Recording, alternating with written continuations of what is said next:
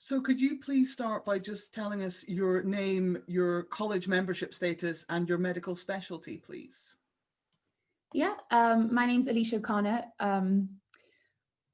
I think I'm a junior member of the RCVE, have to check. And I'm an F2 doctor working in London. Thank you very much. So could you describe how the coronavirus pandemic has affected your working hours and your medical practices? Sure. So I suppose I was an F1 in Hastings back when it all started. And it was very dramatic because obviously nobody really knew what to expect. And our hospital was a small DGH. So I suppose everything that was impacting London was, you know, there was a big wave of time almost before the impact started affecting us as such. Um, so things like the surge rotas, which started in London that I heard about from my friends, that didn't affect us until a good few weeks after. So we kind of had some warning, being a little bit removed from the city.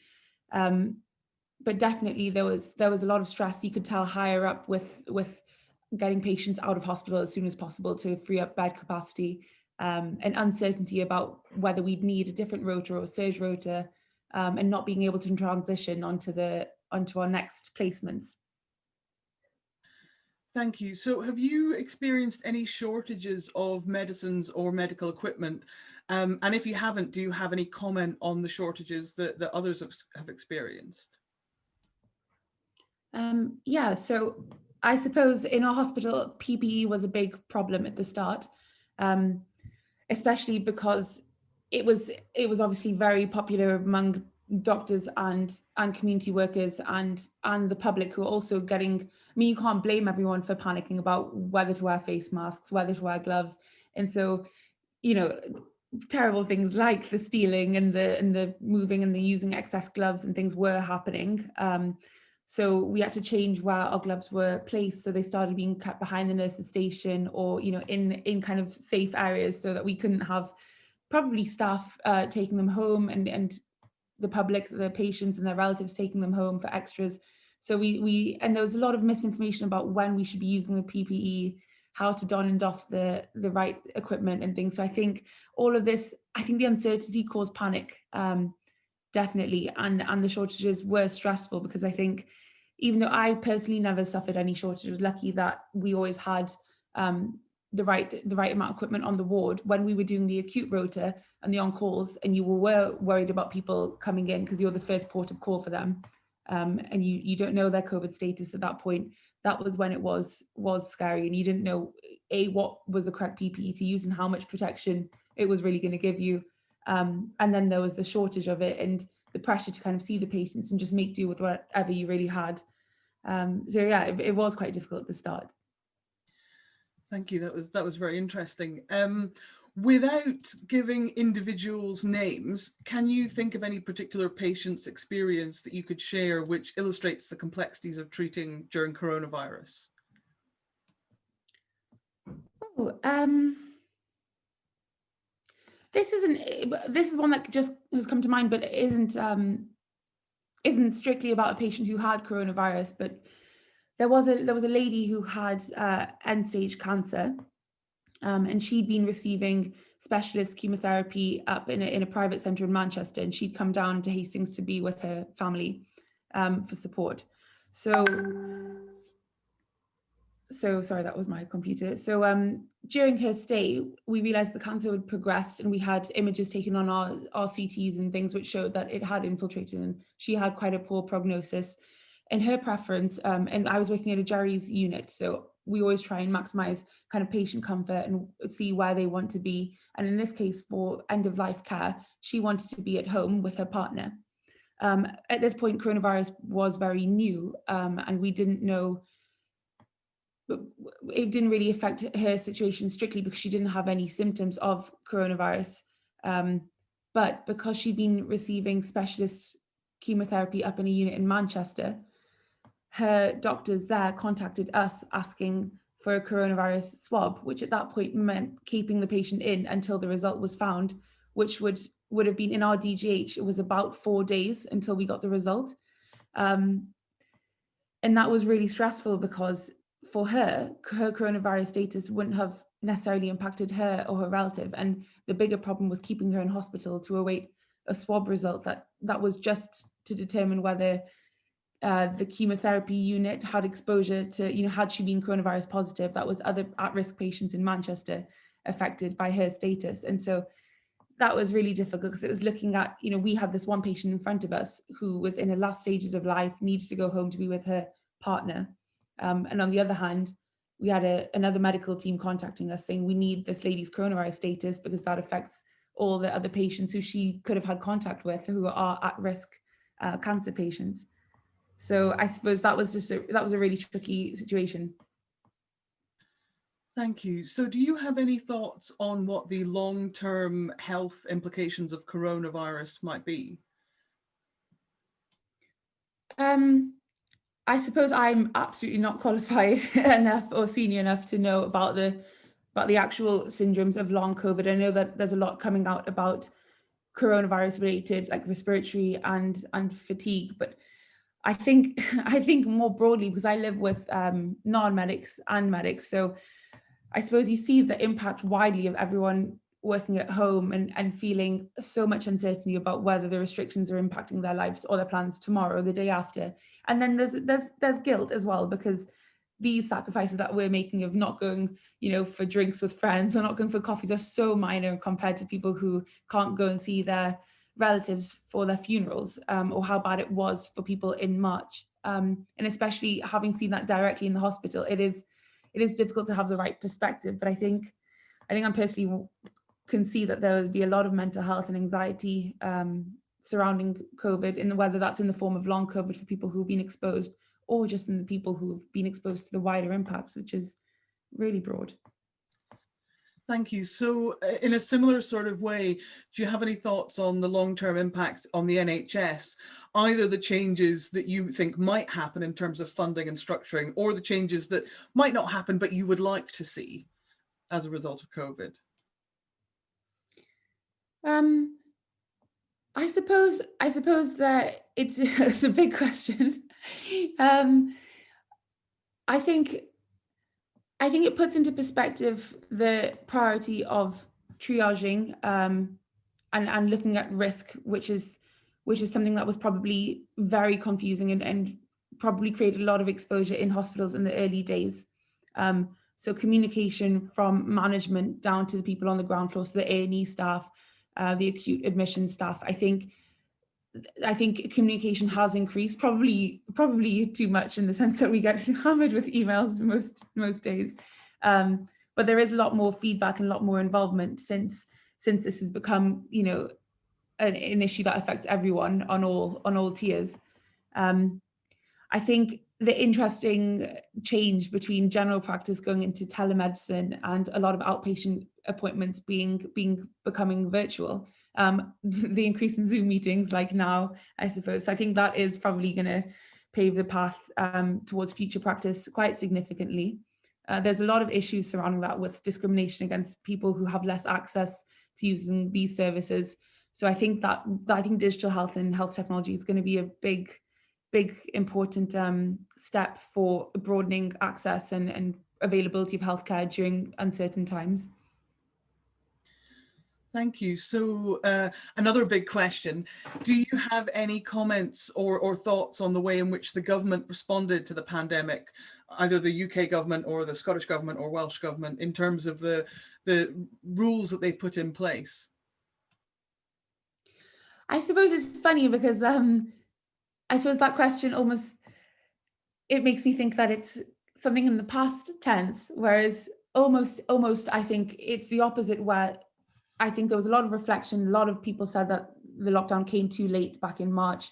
But like the government is saying now, that we have more patients in hospital with coronavirus compared to when we did in March. So I think it's almost the second chapter is a much bigger issue. And I think the current guidance is very confusing, and the evidence base is really unclear. I think the test and trace system isn't very effective, and probably isn't being run well, but I'm conscious that I'm not a person in a position to criticize it without knowing the ins and outs. And I can appreciate there's criticism over whether we should do things as a national government or whether it should be broken down into local restrictions and whether we need a second lockdown, really. But all these questions are, I suppose, quite big, quite big, and present a lot of uncertainty. Thank you. So following from that, do you have any comments or thoughts on the way in which the public responded to the pandemic and to the various regulations that were brought in? Yeah,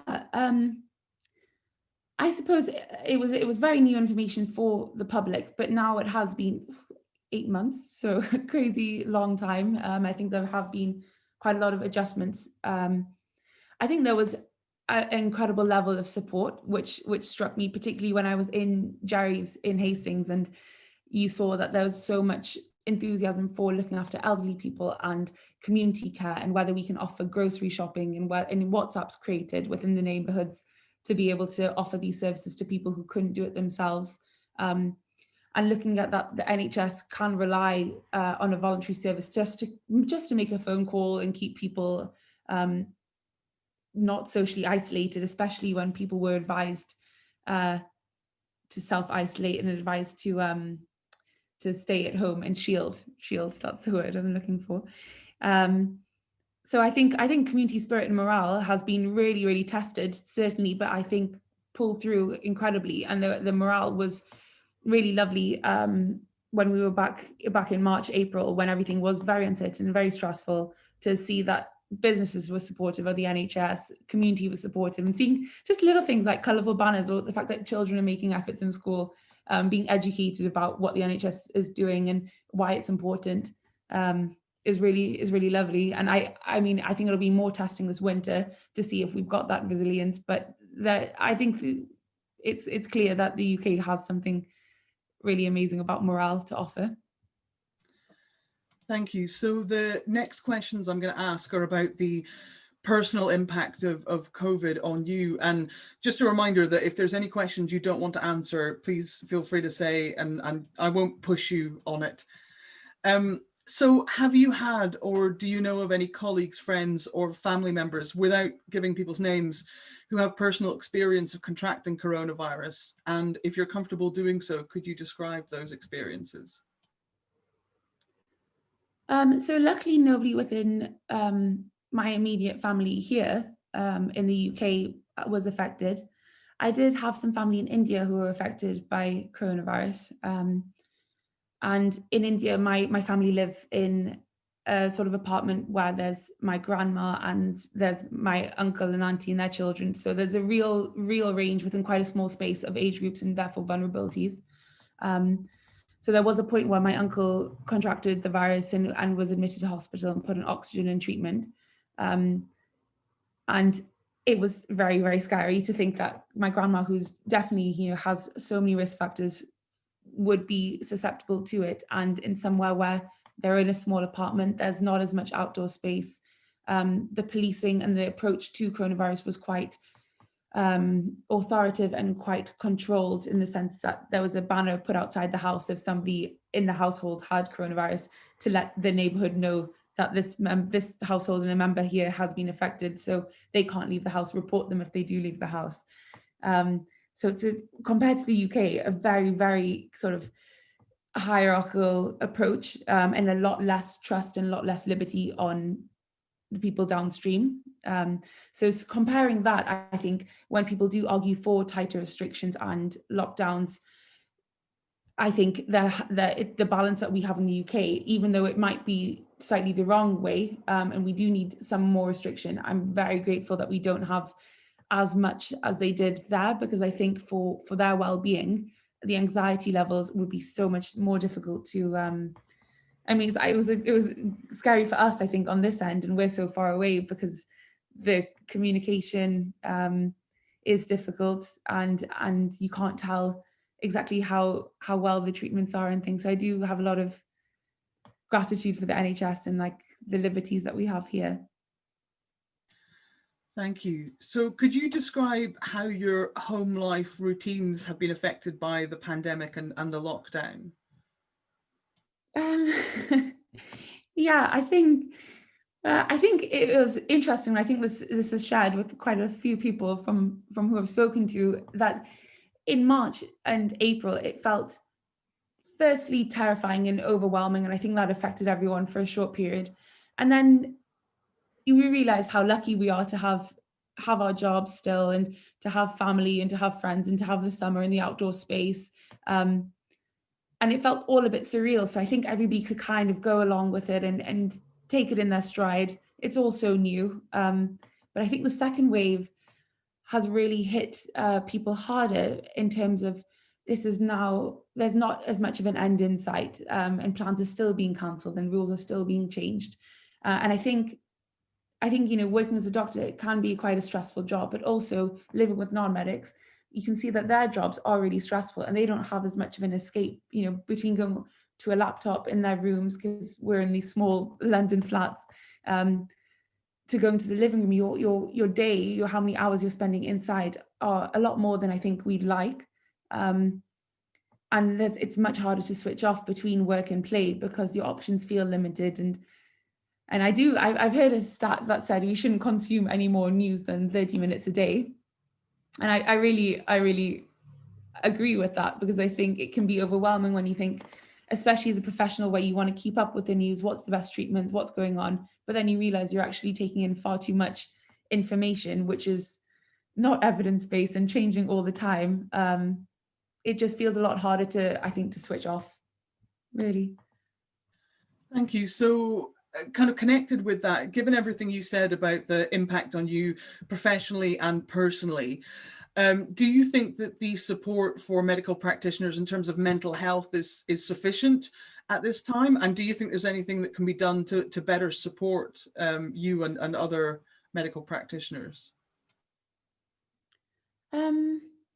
I think there's definitely a big conscious effort into looking into mental health, and I know Simon Wesley has a new program to increase support for, and look at how the feedback is. So we're regularly assessed, I suppose, and asked about our mental health, which is good. So I think that's a good first step. It's difficult because I think what we're lacking is that social integration.